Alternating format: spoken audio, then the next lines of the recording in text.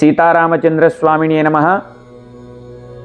అయ్యా, మేము కడుపులో ఉండంగా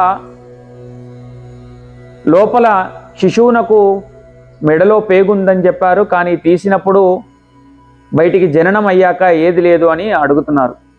అయితే ఎప్పుడైతే మనకు శిశువు జన్మించినప్పుడు మెడలో లేదా కంఠంకి లేదా చేతులకు నాభికి అనేది ఆ నాళము అంటే పేగు ఉంటుందో లోపల అందరికీ ఉంటుంది.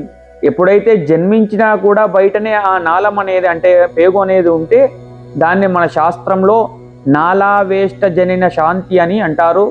ఆ నాళావేష్ట జనన శాంతి చేసుకుంటే సరిపోతుంది. అది ఎప్పుడు చేసుకోవాలి అంటే పుట్టినప్పటి నుంచి 11 రోజుల తర్వాత 13, 15, 17, 19 అలా బేసి రోజులలో ఆ ఇద్దరి కూడా మేనమామ ఉంటే మేనమామ అందరూ కూర్చొని చక్కగా శాస్త్రోక్తంగా మన శాస్త్రం చెప్పిన ప్రకారం ఆ నాళావేష్ట జనన శాంతి చేసుకోవడం మంచిది. జై శ్రీరామ్.